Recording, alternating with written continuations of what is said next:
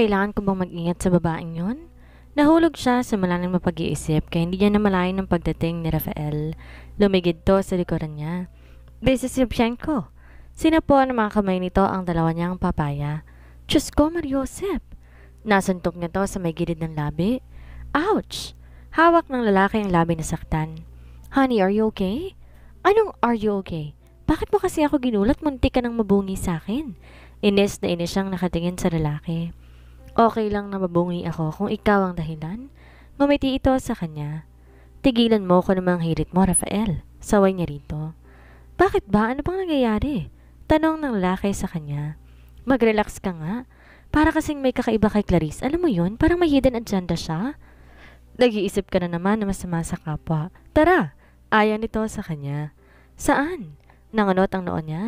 Sa penthouse. Nagpadala ko ng kama doon. I-try natin kung matibay. Paano itry? Yugyugin nating dalawa para malaman natin kung matibay siya.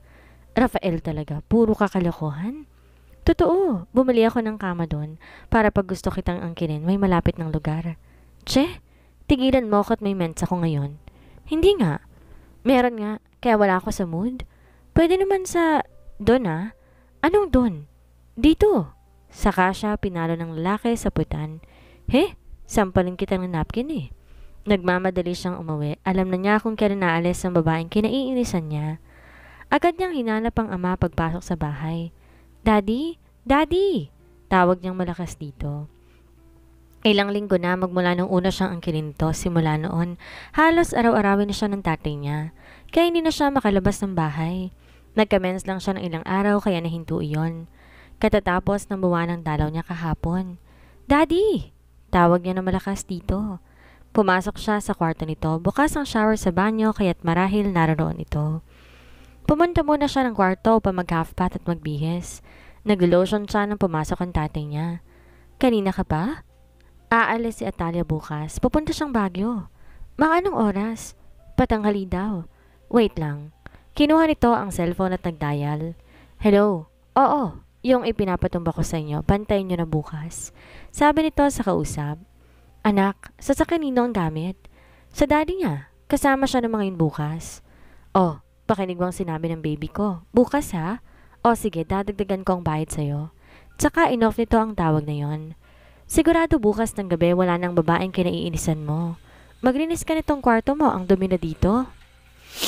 Rafael, Rafael! Naigyog ang asawang nahihimbing. Malenang, aga-aga pa. Reklamo nito. Hoy! Nilalagnat tong asawa mo, hindi mo iniintindi? Nilalagnat? Waring nagulat pa ito sa sinabi ni Malena. Kaya mo ba? Tanong niya. Ipadala mo lang sa akin ng bilang ng mga dadalo para maayos natin lahat na hindi mabibitin. Hahatiin naman yon per department, sagot niya. Di na muna ako papasok, aalagaan kita. Ni Rafael sa kanya. Kailangan mong pumasok, kaya ko naman ang sarili ko eh. Andyan naman si na Judith. Tugon niya sa asawa, sabay dalahik niya ng ubo. Dadalhin na kita sa ospital. Nataranta si Rafael. Huwag kang OA. Saway ni Malena sa pinsan. May trangkaso lang siya eh. Masyado naman to. Okay ka ba talaga? Paninigurado ni Rafael sa kanya. Oo nga, okay lang talaga ako. Natatawa niyang sagot dito. Mag-asikaso na ka ng sarili mo. Sige na. Kukuha na ako ng tubig sa palanggana. Lumabas na si Malena sa kwarto. Kumuha naman ng ice bag si Rafael sa ref. Ilagay mo muna to sa ulo mo habang wala pa si Malena. Marites yun, baka mamaya. Kasama na nun dito lahat ng mga kasama natin sa bahay. Bago to, tuloy ang pumunta sa banyo. Hindi nga nagkamali ang lalaki ng prediksyon. Unang dumating ang kanyang ama. Kasama nito si Tita Claudia. Anak, may sakit ka raw? Hinipo ng tatay niya ang kanyang leeg. Oo nga, giniginaw ka ba? Okay lang po ako. Gusto mo iha, wag muna tayong tumuloy ngayon? Tanong ni Tita Claudia. Ma! Si Malena may dalang palangganang may tubig. Nag-usap na kami ni Atalia. Ako mag-aasikaso ng team building nila. Oo nga naman, Claudia. Ready na tong bunso natin tapos ika-cancel natin. Okay lang ba sa'yo, anak? Inakbayan ng tatay niya si Malena. Ay, hindi na akong bunso mo, Papa? Tanong niya sa ama. Ikaw ang aking panganay. Niyakap siya ng kanyang Tita Claudia. Alam niya sa sariling hindi ka plastika ng pinapakita nito sa kanya. Mabait talaga ito noon pa. Naranasan din niya ang mapalo nito nung bata pa siya. Hindi siya tinuring na iba ni Tita Claudia. So, pipingutin mo rin ba si Atalia? Tanong ni Malena. At bakit ko naman gagawin yon? Hindi naman sa pilang gaya mo. Biro ni Tita Claudia sa anak. Tito, ipagtanggol niyo ako. Umingi ito ng tulong sa tatay niya. Pinandilatan to ni Tita Claudia. Naku, bunso, pati ako. Pipingutin ng mama mo. Natawa silang lahat sa sagot ng ama. Pumasok naman ang mga biyanan niya saka si Lolo. Kinamusta siya ng mga ito. Okay naman po, nahihilo lang po ako at inuubo. Paano gagawing team building? Tanong ni Elena. Ako na po tita ang bahala doon. Madali lang po yun. Mayabang na sagot ni Malena. Hayaan nating ma-involve si Malena sa ating negosyo para madali siyang matuto. Wika ni Lolo Harry. Kaya ko po yan. Sabi ko nga sa inyo. Sa kumpanya na ako mag-OJT ayaw niyo naman. Wika ni Malena. Mas maganda doon sa pinagdalhan ko sa'yo. Mas maganda ang exposure. Baka doon pa kita ilagay. Sagot ng matanda. Talaga po, Lolo? Nanlalaki ang mga matang sagot ni Malena. Waring di makapaniwala sa sinabi ng matanda. Magiging Singaporean na ako, Lolo? Oo, kahit mas malaki pa sa mata ng kwago ang mga mata mo. Biro ng matanda. Lolo naman eh. Niyakap ni Malena ang matanda. Gagalin kong pagtatrabaho at saka wait lang po kayo, may kukunin po ako. Lumabas si Malena na nagmamadali. Pagbalik nito may dala tong envelope. Pakibasa nga po, Lolo. Kinuha ni Lolo Harry ang iniabot ni Malena at saka binasa. Nangilid ng luha nito bago tuloy ang niyakap si Malena. Bakit? Nagtatakang tanong ni Tita Claudia. Kinuha ng ina ni Malena ang envelope. Natutop nito ang sariling bibig. Di makapaniwalang itsura nito hanggang mag-usisa ng iba pa nilang kasama. Napangiti siya. Yan na bang invitation sa graduation mo? Pinilit niyang bumangon. Alam mo? Tanong sa kanya ni Tita Claudia. Opo, sa akin siya nagsasabi, sorpresa daw po sa inyo. Nakangiti niyang sagot. Di ko akalaing summa cum laude si Malena. Di makapaniwalang wika ni Tita Claudia. Wala kasi kayong bilib sa akin eh. Nakangiting niyakap ni Malena ang ina. Proud na proud ako sa iyo anak. Honor ka man o hindi. Hinalikan to ng ina. Kaya para nag-excel ka sa Singapore, nire-request ka para sa job offer. Masayang wika ni Lolo Harry. Ano nangyayari dito? Lumabas si Rafael mula sa banyo. Si Malena pala, summa cum laude? Masayang balita ni Elena sa asawa niya. Sinabi mo na? Nakangiting wika nito. Hindi na surprise sa graduation? Baka may prize, sagot ni Malena. Kaya kailangan matuloy tayo sa Baguio. Sabi naman ng kanyang papa. Siyempre naman, dapat lang. Baka hindi ko na ulit makita dahil madidestino ko sa malayong lugar. Mayabang pang sabi ni Malena sa kanila. Hala, sige na. Magsibaba na tayo, hayaan nating magpahinga si Atalia para mabilis siyang gumaling. Pagtataboy ni Lolo sa lahat ng nararoon. Pupunasan ko lang po ng towel si Atalia para mas mabilis pong bumaba ang lagnat niya. Paalam ni Malena. Mabuti pa nga, o iha, magpapagaling ka lang ha? Butit narito kayo sa bahay kung nasa kondo kayo, baka walang mag-alaga sa'yo. Lolo naman, ano namang palagay ninyo sa akin? Di ko kayang alagaan ng asawa ko? Napakamot sa ulo si Rafael sa tinura ng lolo niya. Kagabi pa may sakit ang asawa mo, hindi mo alam? Paano kung hindi kayo pinasok ni Malena dito, di hindi namin malalamang may sakit si Atalia? Pinagsabihan to ni Lolo Harry. Tulog kasi ng tulog. Si Lolo talaga. Napakamot sa ulo si Rafael pagtalikod ng matanda. Ba't ka kasi narito ng maaga? Tanong nito kay Malena. Paki mo. Sabay irap nito sa lalaki. Atalia, pwede mo manghiram ng mga jacket? Kasi nagre-request ako kay mama na kahit 5 days man lang. Total, hindi ka naman sasama, hindi ba? Oo na. Sabi ko na nga ba, may kailangan ka sa akin eh. Kumuha ka dyan sa closet ko. Yes! Iniwan siya ni Malena. Akala ko ba pupunasan mo ako ng towel? Mamaya na, maghahanap pa ako ng outfit. Malena talaga. Sita ni Rafael dito. Pasaway ka rin. Kailangan ko kasing umawra doon. Magaling kasi sa fashion si Atalia, malamang marami siyang magagandang damit. Hayaan mo na. Mapasyaman lang natin siya. Naiiling na awat niya sa asawa. Masaya nilang pinanood si Malena. Parang ang yakap nito sa kanya kapag pumapayag siyang kunin nito ang mga nagustuhan nitong damit. Hindi man lamang pumasok sa isipan nila na iyon ang huling saya na makikita nila ito. Isang masamang trahedyang darating na babago sa takbo ng buhay nila. Pinanood niya ang pag-alis mo ng sasakyan mula sa bintana. Kita niya ang ngiti sa labi ng mga to. 4 sana kaming pupuntang Baguio pero uuwi rin sana agad bukas. Pero ngayon, makakapamasyal at makapagpapahinga talaga si Malena. Sabi niya sa sarili. Nahiga na lang siya ulit para magpahinga. 10:00 pa lang ng umaga, gumaan ng konti ang pakiramdam niya. Nang mahilot siya ni Malena, si Rafael na may maraming meeting kaya hindi niya naaasahang magme-message pa ito. Di siya sanay ng laging nagpapahinga pero kailangan. Nagmuni-muni siya ng 30 minuto bago tuloy ang bumaba ang talukap ng kanyang mga mata. Ang panaginip na dumalaw sa kanya hindi niya mawari kung masaya o hindi. Magkakasama sila ng tatay niya, tsaka ang mag-inang tita Claudia at Malena. Masaya ang mukha ng mga tong nakangiti sa kanya. Bakit kayo nakaputi? Ako nakaasul? Tanong niya sa mga ito. Nilitian siya ng 3, saka tinalikuran. Tinawag niyang ama, tumintuto saglit. Malayong pupuntahan namin? Paanong bawal? Kasama niyo si Malena tapos ako bawal? Parang may selos na gumuhit sa kanyang puso. Ate, tawag ni Malena saka siya niyakap nito. Mamimiss mo ba ako? Oo naman. Teka, ano ba nangyayari? Gulong-gulo siya. Kung magpaalam kayo, parang di na kayo babalik.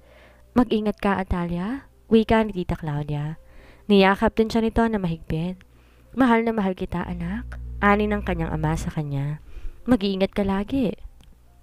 Papa, tita, Malena. Kumakaway ang mga to papalayo sa kanya. Hinahabol niya ang mga to ngunit di niya maabutan. Parang lumilipad sa hangin ng 3. Tinaas niya ang kamay, hindi niya talaga maabot ang mga kasama. Bigla, para may sumabog sa kanyang utak. Nagdilim ang lahat. Wala siyang makita kahit ano. Black na black ang paligid. Tinawag niya ang pangalan ng mga to, walang sumasagot ni isa man. Binalot siya ng lungkot at takot. Nalulungkot siya dahil iniwan siya ng mga to at natatakot siya dahil baka hindi na nila siya balikan. Naramdaman niya ang kamay ng asawa niyang humawak sa kanyang kamay. Atalia, mahal ko. Anito habang nakatingin sa kanyang malamlam na mga mata. Huwag mo akong iiwan. Sasama ko kay na papa. Tugon niya sa asawa. Please, nandito pa naman ako. Sa akin ka na lang. Nawala na rin ang kanyang asawa. Mag-isa na lang siya. Paano na siya? Wala nang magmamahal sa kanya? Nakakarinig siya ng mga tinig. Nag-uusap sila. Pero hindi niya maintindihan. Maingay ang paligid para nagkakagulo. Pinilit niyang ibuka ang mga mata. Maliwanag. Okay na siya? Tinig ng isang lalaki. May tumatamang liwanag sa kanyang mga mata na hindi niya mawari kung ano. Thanks God! Tinig ni Elena yon na narelief ang pag-aalala. Nilapitan siya nito. Are you okay, Iha? Mami, ano pong nangyari? Pumikit siyang muli dahil nasisilaw siya sa liwanag. Kinumbulsyon ka, anak. Pagpasok ko sa kwarto niyo para dalhan ka ng pagkain, nagsisisure ka. Tsaka tumarak ang mga mata mo. Dinala ka agad namin dito sa ospital.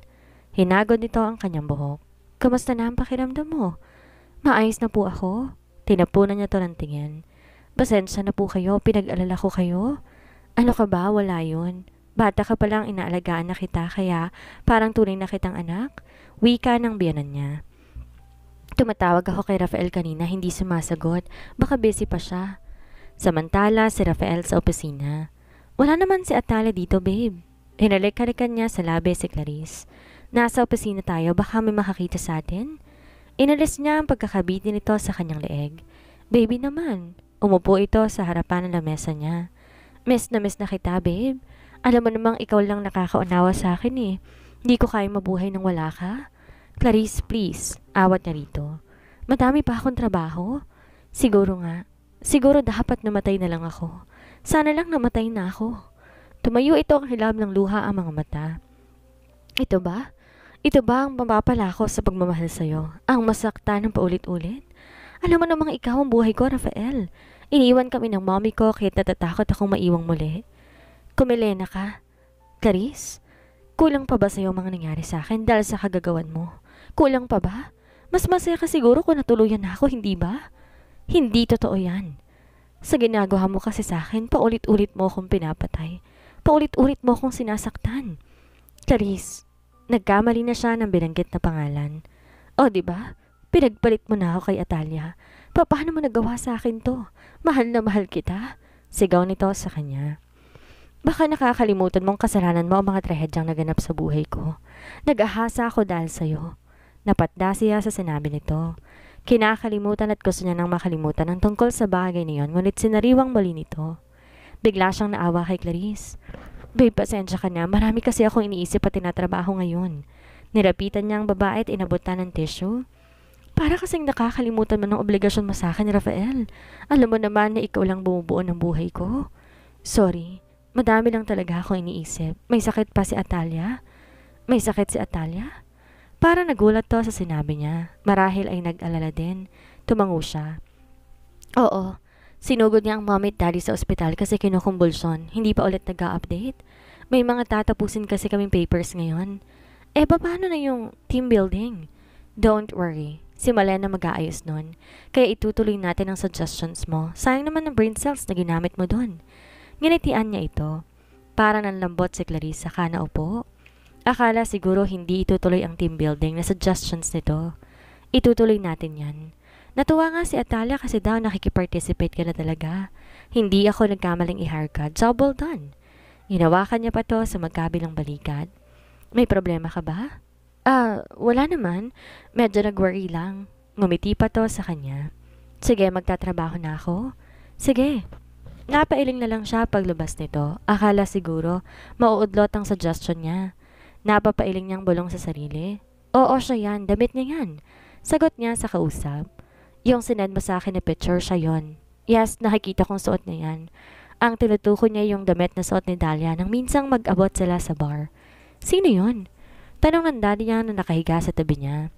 Wala pang isang minuto narinig niya ang paghihilik ng daddy niya. Nagulantang siya sa revelasyon nito. Noon niya lang napagtagni-tagni ang lahat ng naaalala niya. Kaya siguro noon napapansin niyang sinisiripan siya nito.